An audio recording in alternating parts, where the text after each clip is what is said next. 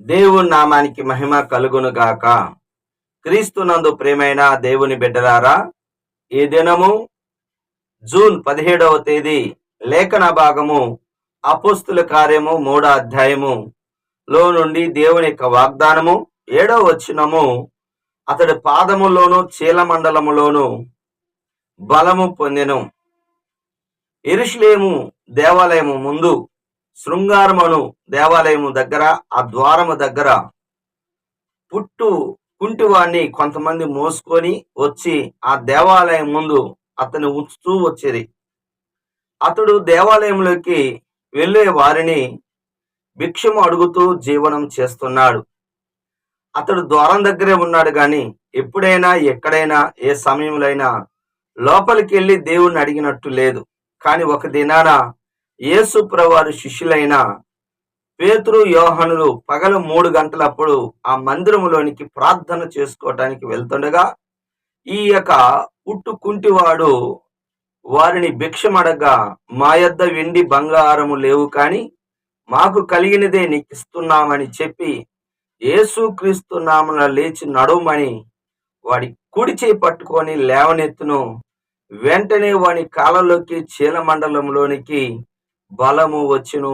గంతులు వేస్తూ దేవుని స్తుతిస్తూ దేవాలయంలోనికి వచ్చును. హల్లెలూయా. బలహీనంగా ఉన్నవాడు, మరి భిక్షం అడుగుతున్న వితను బలం ఎలా పొందుకున్నాడు?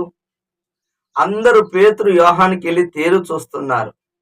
ఈ దుర్బలుడికి, ఈ యొక్క కుంటివాడికి మేమేదో బలమిచ్చినట్టుగా చూస్తున్నావేంటి?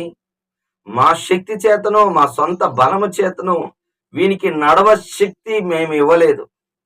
యేసుక్రీస్తు నందు విశ్వాసమే, ఆయనందు విశ్వాసమే యేసు ప్రభువారు ఇతడికి బలం ఇచ్చాడు. అవునండి, యేసునందు విశ్వాసం గమనించాలి. ఆయనే ప్రభువే మరి బలమును ఇచ్చాడు. బలహీనులకు బలాభివృద్ధినిచ్చేవాడు. మందిరములో ఉన్న 18 సంవత్సరాలు బలహీన పరుస్తున్న ఆత్మ ఆమె మందిరంలో ఉన్నప్పుడు యేసు ప్రభువారు అమ్మ వచ్చి నిలబడని చెప్పి ఆమె నడుము మీద చేయబెట్టినప్పుడు ఆమె బలహీనత నుంచి విడుదల పొందింది. దేవునికి ఆలయంలోనికి వస్తే నువ్వు బలం పొందుకుంటావు. దేవుడి నుండి నువ్వు బలం పొందుకోవాలంటే ప్రభు సన్నిధిలో నువ్వు ఉంటే బలమును దేవుడు నీకు అనుగ్రహించునుగాక. ఆమేన్.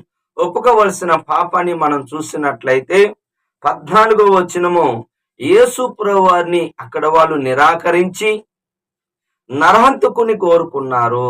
అవునండి, లూకాసు వార్త 23వ అధ్యాయం 16 నుంచి 18 వచనాలలో చూసినట్లయితే యేసు ప్రభుని సిలువేయము, బరబ్బను మాకు విడుదల చేయము. ఒక బందిపోటు దొంగను, ఒక నరహంతకుని, మరి తిరుగుబాటుదారుణ్ణి మరి కోరుకున్నారు గాని అద్భుతంగా స్వస్థతలు మేలు చేసి పాప క్షమాపణ కలుగజేస్తున్న క్రీస్తును మరి నిరాకరించారు. దయచేసి యేసు ప్రభువుని నిరాకరించవద్దు. ఆయన మరలా సిలువ వేయొద్దు. అవును, ఈ దినం నువ్వు ఎవరిని కోరుకుంటావు? యేసు ప్రభువు జీవం ఇచ్చే దేవుడు. అవునండి, అవును అవును ఆయన నిరాకరించవద్దు. ఆయన సంకల్పాన్ని నిరాకరించవద్దు. ఆయన యందు నమ్మి బాప్తిసం తీసుకోవటం ఆయన సంకల్పం. దేవాతి దేవుడు యేసుని లోకానికి పంపించి అద్భుతాలు స్వస్థతల ద్వారా తానే దేవుడని మరి తెలియపరచుకున్న విధానాన్ని నమ్మి మనం ఆయన యందు విశ్వాసం ఉంచి బాప్తిసం తీసుకుంటే రక్షించబడతాం. చివరిగా 20వ వచనము ఏమిటయ్యి అంటే, మీరు మారు మనసు పొంది తిరుగుడి. అంటే మానవుడు ఏం చేయాలి అంటే మనసు మార్చుకొని దేవుడి వైపు తిరిగితే, మారు మనసు పొందితే, బాగా గమనించండి.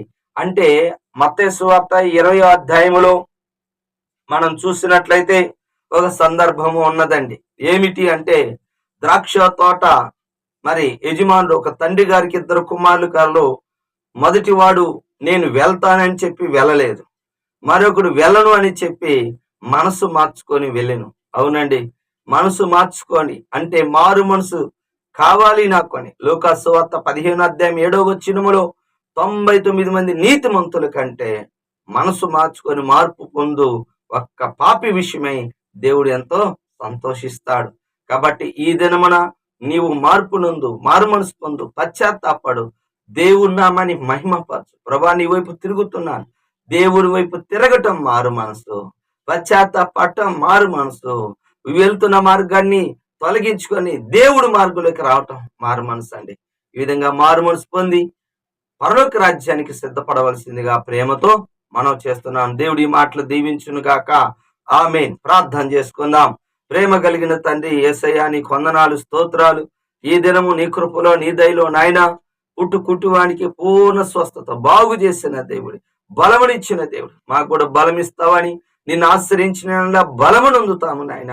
అయ్యా, బలమును అనుగ్రహించువాడు నువ్వే, బలము నాదే అంటున్నావు తండ్రి. అవును నాయన, మేము నిన్ను నిరాకరించకుండా నిన్ను స్వీకరించే వాళ్ళముగా దయచేయమని, అయ్యా మారు మనసు పొంది పశ్చాత్తాపడి ప్రభు వైపు తిరుగు కృపను దయచేయమని కోరుతూ, వింటున్న ప్రతి బిడ్డకు దీవిన ఆశీర్వాదము దయచే, వాళ్ళ అవసరతలు తీర్చండి. వాళ్ళు ఏదైతే ఆశిస్తున్నారో వాటిని అనుగ్రహించమని యేసు నామములో దీవించమని కోరుతున్నాను తండ్రి.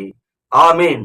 తండ్రి యొక్క ప్రేమ, కుమారుని యొక్క కృప, పరిశుద్ధాత్మక దీవెన సదా